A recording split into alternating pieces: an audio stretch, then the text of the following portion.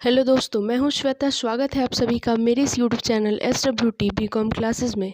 दोस्तों, इस video lecture में हम फाइनेंशियल अकाउंटिंग के बारे में पढ़ेंगे, जिसमें मैंने इसके यूनिट फर्स्ट के बारे में कुछ क्वेश्चंस इसमें डिस्कस किए हुए हैं। तो आइए स्टार्ट करते हैं वीडियो को।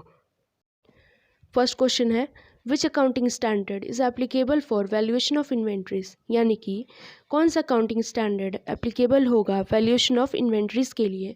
फर्स्ट ऑप्शन है AS फर्स्ट, नेक्स्ट ऑप्शन है AS सेकेंड, थर्ड ऑप्शन है AS three and last option है AS फोर।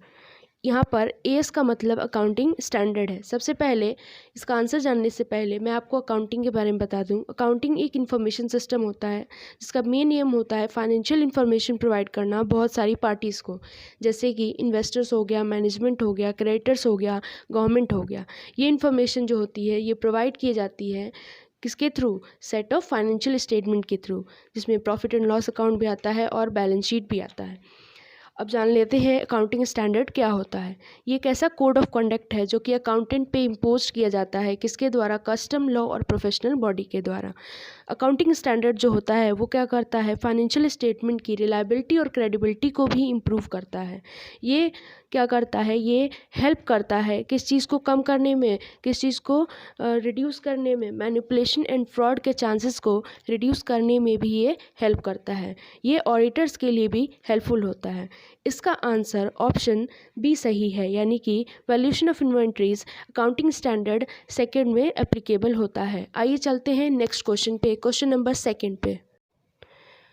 सेकेंड क्वेश्चन है, what is not included in the nature of accounting, यानी कि नेचर ऑफ अकाउंटिंग में इनमें से कौन सा स्टेटमेंट नहीं है, नहीं इंक्लूडेड है। फर्स्ट ऑप्शन है लीगल रिक्वायरमेंट्स, नेक्स्ट ऑप्शन है हिस्टोरिकल नेचर, थर्ड ऑप्शन है disclosure of financial status and last option है non monetary items are recorded. इसका आंसर ऑप्शन डी सही है, यानी कि non monetary items are recorded. ये जो है नेचर ऑफ अकाउंटिंग में इंक्लूडेड नहीं है। सबसे पहले तो मैंने आपको अकाउंटिंग के बारे में तो फर्स्ट क्वेश्चन में बता ही दिया है, फिर भी बता देती हूँ। जो अकाउंटिंग होता है वो ट्रांजैक्शंस की रिकॉर्ड करता है, ट्रांजैक्शंस को रिकॉर्ड करता है, क्लासीफाई करता है, समराइज़ करता है। ये डिपेंड होता है किस पर? बुक कीपिंग पर डिपेंड होता है। इसका मेन फंक्शन जो होता है वो एसर्टेन करना, क्या चीज़? नेट रिजल्ट को और बिजनेस के फाइनेंशियल पोजीशन को, और फिर इंटरेस्टेड पार्टीज़ को उसके बारे में बताना। दोस्तों, इसका आंसर जैसे कि मैंने बताया डी ऑप्शन है, यानी कि non monetary items are recorded. ये नेचर ऑफ अकाउंटिंग में इंक्लूडेड नहीं होता है, क्योंकि जो अकाउंटिंग होती है वो सिर्फ रिकॉर्ड करती है मनी के टर्म्स में, यानी कि मॉनेटरी आइटम्स ही रिकॉर्ड करती है। आइए चलते हैं नेक्स्ट क्वेश्चन पे। Who is known as father of book keeping, यानी कि फादर ऑफ बुक कीपिंग किसे कहा जाता है? फर्स्ट ऑप्शन है लुकस पैसियोली, नेक्स्ट ऑप्शन है Robert N Anthony and third option है professor Marshall and last option है नन ऑफ दीज, यानी कि इनमें से कोई नहीं। इसका आंसर ऑप्शन ए सही है, यानी कि लुकस पैसियोली जो है वो फादर ऑफ बुक कीपिंग है। आइए चलते हैं नेक्स्ट क्वेश्चन पे, क्वेश्चन नंबर 4 पे। Meaning of net assets is, यानी कि नेट एसेट की मीनिंग बतानी है। आई होप आप सबको पता होगा नेट एसेट्स क्या होते हैं। फर्स्ट ऑप्शन है total assets minus total liabilities, next option है fixed assets plus current assets, third option है total assets minus current liabilities and last option है total assets minus outside liabilities. यानी कि इसमें बताना है नेट एसेट का फॉर्मूला क्या होगा। दोस्तों, सबसे पहले तो मैं आपको नेट एसेट के बारे में कुछ बताना चाहूँगी। दोस्तों, कैपिटल जो होता है उसी को हम ओनर्स इक्विटी, नेट वर्थ और नेट एसेट भी कहते हैं। कैपिटल क्या होता है आप ये जान लेते हैं। ये वो अमाउंट होता है जो कि प्रोप्राइटर इन्वेस्ट करता है बिजनेस एंटरप्राइजेज में। इस अमाउंट की वजह से, इसकी हेल्प की वजह से गुड्स और एसेट्स परचेज होती हैं बिजनेस में। इसका फॉर्मूला ऑप्शन डी होगा, यानी कि total assets minus current, total assets minus outside liabilities. दोस्तों, कैपिटल का फॉर्मूला भी मैंने जैसे कि आपको पता ही है, एसेट्स माइनस लाइबिलिटीज़, तो नेट एसेट्स भी वही होता है। तो ऑप्शन डी इसका करेक्ट आंसर, यानी total assets minus outside liabilities. आइए चलते हैं नेक्स्ट क्वेश्चन पे। What is accounting equation?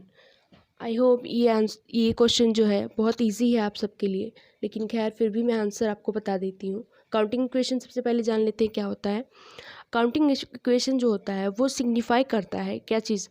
Business के एसेट्स को, कि हमेशा ये इक्वल होते हैं किसके? Total of capital and liabilities के। दोस्तों, आइए जान लेते हैं ऑप्शंस के बारे में। फर्स्ट ऑप्शन है asset is equal to capital plus liabilities. Next option है asset is equal to liabilities minus capital. Third option है capital is equal to assets plus liabilities. And last option है liabilities is equal to capital minus assets. इसका answer option A सही है, यानी कि asset is equal to capital plus liabilities. अभी मैंने बताया कि अकाउंटिंग इक्वेशन क्या करता है, ये बताता है कि एसेट जो होता है बिजनेस का वो इक्वल होता है किसके, total of capital plus liabilities के। आइए चलते हैं नेक्स्ट क्वेश्चन पे। काइंड्स ऑफ अकाउंटिंग आर, यानी कि कितने तरीके के अकाउंटिंग होते हैं, कितने टाइप्स होते हैं अकाउंटिंग के। फर्स्ट ऑप्शन है फाइनेंशियल अकाउंटिंग। नेक्स्ट ऑप्शन है कॉस्ट अकाउंटिंग। थर्ड ऑप्शन है management accounting. And last option है ऑल ऑफ दी अबव। इसका आंसर ऑप्शन डी सही है, यानी कि काइंड्स ऑफ अकाउंटिंग में ये तीनों अकाउंटिंग इंक्लूडेड होते हैं। और भी टाइप्स ऑफ अकाउंटिंग होते हैं, जैसे कि टैक्स अकाउंटिंग हो गया, सोशल रिस्पॉन्सिबिलिटी अकाउंटिंग हो गया। सो आई होप आप सबको जितना मैंने अभी तक पढ़ाया है अभी सब क्लियर हो रहा होगा। इसका आंसर दोस्तों ऑप्शन डी सही है, यानी कि ऑल ऑफ दी अबव। आइए चलते हैं नेक्स्ट क्वेश्चन पे। Profit and loss account is also known as, यानी कि प्रॉफिट एंड लॉस अकाउंट को और किस नेम से जाना जाता है। फर्स्ट ऑप्शन है इनकम अकाउंट। नेक्स्ट ऑप्शन है इनकम स्टेटमेंट। थर्ड ऑप्शन है statement of earning. And last option है ऑल दी अबव। आइए जान लेते हैं कि इसका आंसर क्या होगा। इसका आंसर ऑप्शन डी सही है, यानी कि ऑल दी अबव। आइए चलते हैं नेक्स्ट क्वेश्चन के बारे में जानते हैं कि क्या है। Patent right is the example of. Patent right किसका एग्जाम्पल है, इनमें से कौन से एसेट्स का एग्जाम्पल है। फर्स्ट ऑप्शन है फिक्टिशियस एसेट्स। नेक्स्ट ऑप्शन है इंटेंजिबल एसेट्स। थर्ड ऑप्शन है current assets. And last option है नन ऑफ दी अबव। इसका आंसर बताने से पहले मैं आपको एसेट्स के बारे में बताना चाहूँगी, यानी कि टाइप्स ऑफ एसेट्स के बारे में बताना चाहूँगी। दोस्तों बहुत तरीके के एसेट्स होते हैं, जैसे करंट एसेट्स, इसमें दे भी रखा है fictitious assets, intangible assets, tangible assets होता है, और नॉमिनल एसेट्स होता है। किसको, फिक्टिशियस एसेट्स को ही नॉमिनल एसेट्स कहते हैं। लिक्विड एसेट्स होता है। आइए जान लेते हैं ये सब क्या होता है। सबसे पहले तो इसका आंसर बता दूं, पेटेंट राइट किसका एग्जांपल होता है, इंटेंजिबल एसेट्स का। अब ये इंटेंजिबल एसेट्स क्या होते हैं। इंटेंजिबल एसेट्स वो एसेट्स होते हैं जिनकी कोई फिजिकल एग्जिस्टेंस नहीं होती है, जिनको हम सीन नहीं कर सकते, महसूस नहीं कर सकते। जैसे कि गुडविल हो गया, पेटेंट्स हो गए, ट्रेडमार्क हो गया, प्रीपेड एक्सपेंसेस हो गया। और इसी का विपरीत होता है टेंजिबल एसेट्स, यानी कि वो क्या होता है, टेंजिबल एसेट्स वो एसेट्स होते हैं जिसको हम देख सकते हैं, टच कर सकते हैं, जिसकी फिजिकल एग्जिस्टेंस होती है, जैसे कि land, building, plant, furniture, stock, cash etcetera. आइए जान लेते हैं इसके फर्स्ट ऑप्शन के बारे में, यानी कि फिक्टिशियस एसेट्स क्या होता है। दोस्तों इसको हम नॉमिनल एसेट्स भी कहते हैं। ये वो एसेट्स होती हैं जिनको हम कैश में रियलाइज़ नहीं कर पाते हैं, या फिर कोई भी फर्दर बेनिफिट डिराइव नहीं कर पाते हैं इस एसेट से। नेक्स्ट है करेंट एसेट्स। अब आइए जानते हैं कि करेंट एसेट्स क्या होता है। करेंट एसेट्स को हम शॉर्ट लिव्ड और एक्टिव एसेट्स भी कहते हैं। करेंट एसेट्स को हम फ्लोटिंग एसेट्स और सर्कुलेटिंग एसेट्स भी कहते हैं, क्योंकि जो इसका अमाउंट और नेचर होता है इस एसेट्स का, वो हमेशा चेंज होते रहता है, कंटिन्यूसली चेंज होते रहता है। आइए चलते हैं नेक्स्ट क्वेश्चन पर। गुडविल एसेट्स इज, यानी गुडविल एसेट क्या है। फर्स्ट ऑप्शन है करेंट एसेट है। नेक्स्ट ऑप्शन इंटेंजिबल एसेट है। थर्ड ऑप्शन है फिक्स्ड एसेट है, या फिर last option none of these, यानी कि इनमें से कोई नहीं। दोस्तों अभी पिछले क्वेश्चन में मैंने बताया कि एसेट्स क्या होती हैं, करेंट एसेट्स, इंटेंजिबल एसेट्स, ये सब चीज़ों के बारे में मैंने आपको बताया है। आइए जान लेते हैं कि इसका आंसर क्या होगा। गुडविल एक इंटेंजिबल एसेट्स होता है, यानी कि ऑप्शन बी, यानी कि इंटेंजिबल एसेट्स सही है इसका आंसर। आइए चलते हैं नेक्स्ट क्वेश्चन पे।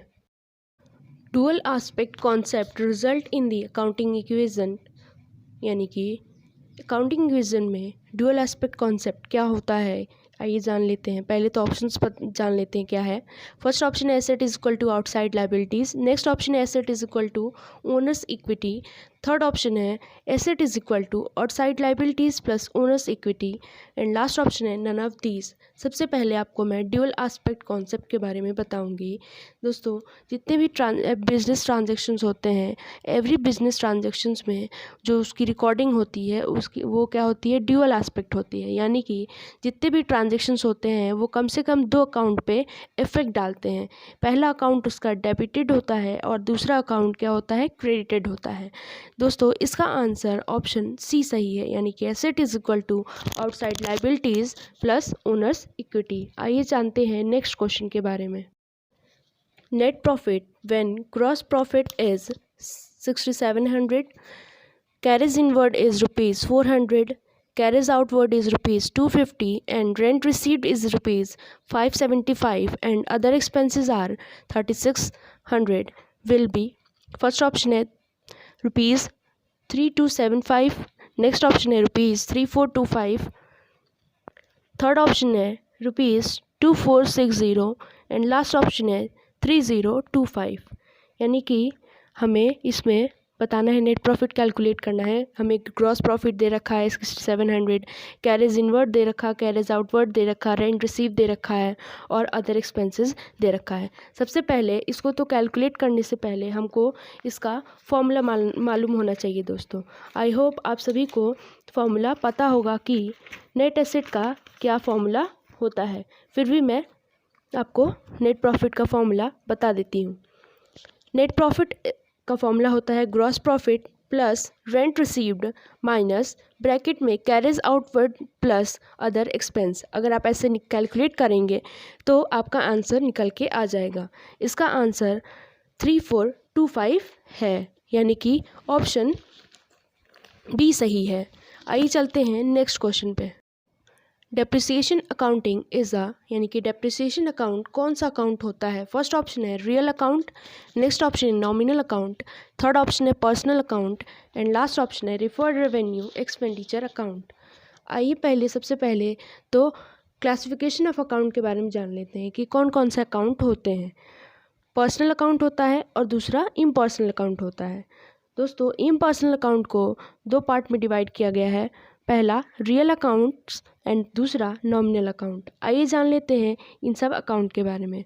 सबसे पहले तो हम पर्सनल अकाउंट के बारे में जान लेते हैं। ये वो अकाउंट होता है जो रिलेट करता है इंडिविजुअल से, फर्म से, कंपनी से और इंस्टीट्यूशन से। इसी को हम पर्सनल अकाउंट कहते हैं। जैसे मान लीजिए अकाउंट ऑफ मोहन, किसी भी name, account of Ramchandra Krishna Chander, ऐसे करके हम बोल सकते हैं, या फिर account of Delhi University, bank account, ये सब। दोस्तों पर्सनल अकाउंट का रूल के बारे में अब हम जान लेते हैं। रूल क्या होता है, यानी कि इसका रूल ये है कि debit the receiver and credit the giver. यानी कि डेबिट में वो पर्सन का अकाउंट आएगा जो कि कुछ बिजनेस से रिसीव कर रहा हो, और क्रेडिट में उस पर्सन का अकाउंट आएगा जो कि बिजनेस को कुछ दे रहा हो। दोस्तों बहुत तरीके के पर्सनल अकाउंट होते हैं, यानी कि 3 तरीके के होते हैं। पहला है नेचुरल पर्सनल अकाउंट, दूसरा है आर्टिफिशियल पर्सनल अकाउंट एंड तीसरा है रिप्रेजेंटेटिव पर्सनल अकाउंट। आइए जानते हैं नेक्स्ट के बारे में। दूसरा है रियल अकाउंट, यानी कि रियल अकाउंट क्या होता है अब ये जान लेते हैं। रियल अकाउंट ये वो अकाउंट होता है जहाँ पर सारी चीज़ें की वैल्यू मेज़र की जाती है मनी के टर्म्स में। जैसे कैश अकाउंट हो गया, फर्नीचर अकाउंट हो गया, मशीनरी अकाउंट हो गया। इसका रूल होता है debit what comes in and credit what goes out. यानी कि डेबिट में वो चीज़ें आएंगी जो चीज़ आ रही हैं हमारे पास, और क्रेडिट में जो चीज़ हमारे पास से जा रही हैं। बहुत तरीके के रियल अकाउंट होते हैं, यानी कि कितने तरीके के, 2 तरीके के रियल अकाउंट होते हैं। पहला है टेंजिबल रियल अकाउंट एंड दूसरा है intangible real accounts. Tangible real account वो अकाउंट होता है जिसमें जो चीज़ें होती हैं जिनको हम टच कर सकते हैं, महसूस कर सकते हैं, परचेज़ कर सकते हैं, सोल्ड कर सकते हैं। जैसे एग्जांपल अगर हम लें इस अकाउंट का तो कैश अकाउंट हो गया, स्टॉक अकाउंट हो गया, फर्नीचर अकाउंट हो गया और भी बहुत सारे। दूसरा बताया मैंने इनटेंजिबल रियल अकाउंट, ये वो अकाउंट होता है जो रिप्रेजेंट करता है उस चीज़ों को जिसको हम टच नहीं कर सकते हैं, लेकिन उनकी वैल्यू हम मनी के टर्म्स में मेज़र कर सकते हैं। Example goodwill account, patent account, ये मैंने पिछले क्वेश्चंस में भी आपको बताया हुआ है। आइए जानते हैं नेक्स्ट अकाउंट के बारे में। नेक्स्ट है नॉमिनल अकाउंट। ये वो अकाउंट होता है जिसमें एक्सपेंसेस और इनकम्स का अकाउंट इंक्लूड होता है। इसका रूल होता है debit the expenses and losses and credit incomes and gains. अब आइए चलते हैं अपने क्वेश्चन पे। क्वेश्चन था डेप्रिसिएशन अकाउंट कौन सा अकाउंट होता है, यानी कि इसका आंसर ऑप्शन ए सही है, यानी कि ये एक रियल अकाउंट होता है। आइए चलते हैं नेक्स्ट क्वेश्चन पर। As per accrual concept which of the following is not true. First option है revenue minus expenditure is equal to profit. Next option है revenue minus profit is equal to expenditure. Third option है sales plus gross profit is equal to revenue. And last option है revenue is equal to profit plus expenditure. इसका answer option C सही है, यानी कि sales plus gross profit is equal to revenue इसमें सही नहीं है, यानी कि एज पर एक्यूरल कॉन्सेप्ट ये ऑप्शन सही नहीं है। दोस्तों इस क्वेश्चन का आंसर ऑप्शन सी है। आइए जानते हैं नेक्स्ट क्वेश्चन के बारे में। The system of recording transactions based on dual aspect concept is called, यानी कि वो सिस्टम जो ट्रांजेक्शन्स को रिकॉर्ड करता है जो कि बेस्ड है डुअल एस्पेक्ट कॉन्सेप्ट पे, उसको हम क्या कहते हैं। फर्स्ट ऑप्शन है double account system. Next option है double entry system. And third option है single entry system. And last option है नन ऑफ दीज। इसका आंसर ऑप्शन बी सही है, यानी कि डबल एंट्री सिस्टम। आइए जानते हैं कि ये डबल एंट्री सिस्टम क्या होता है। इस सिस्टम के अकॉर्डिंग जितने भी बिजनेस ट्रांजेक्शन्स होते हैं वो इफेक्ट करते हैं एटलीस्ट 2 अकाउंट पे अपोजिट डायरेक्शन में। फॉर एग्ज़ाम्पल अगर हम देखें, अगर मान लीजिए हमने मशीनरी परचेज़ की है बिजनेस में, तो मशीनरी हमारी इंक्रीज़ कर गई और कैश हमारा डिक्रीज़ कर गया, तो ये 2 अकाउंट पे इफ़ेक्ट डाल रहा है। आइए जानते हैं नेक्स्ट क्वेश्चन पे के बारे में। General is a book of, यानी जनरल बुक है। First option final entry, next option final account, third option original entry and last option debtors. इसका आंसर ऑप्शन सी सही है, यानी कि जनरल ओरिजिनल एंट्री का बुक है।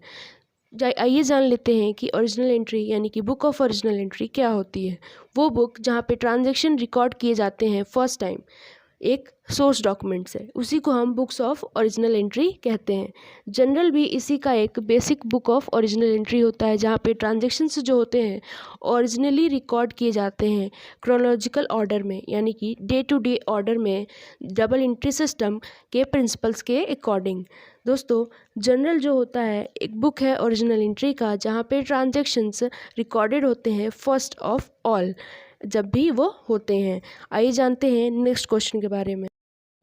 Cash book is use to record, cash book का use किया जाता है क्या चीज़ रिकॉर्ड करने के लिए। फर्स्ट ऑप्शन है all receipts only, next option है all payments only, third option है cash and credit sales and last option है all receipt and payment only.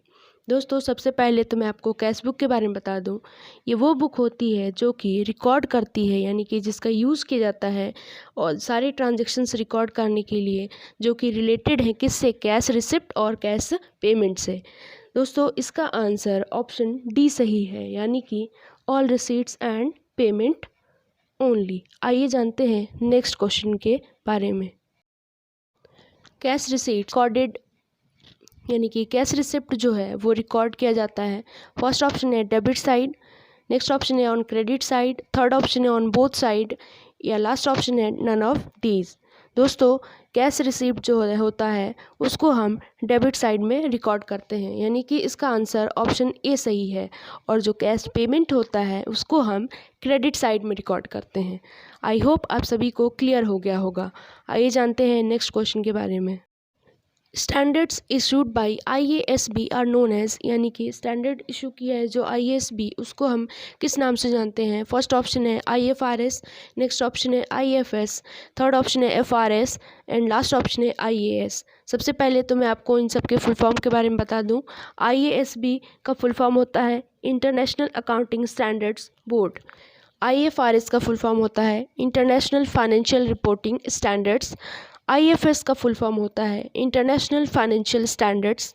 FRS का होता है financial reporting standards and last IAS का full form होता है international accounting standards. अब जान लेते हैं इसका आंसर।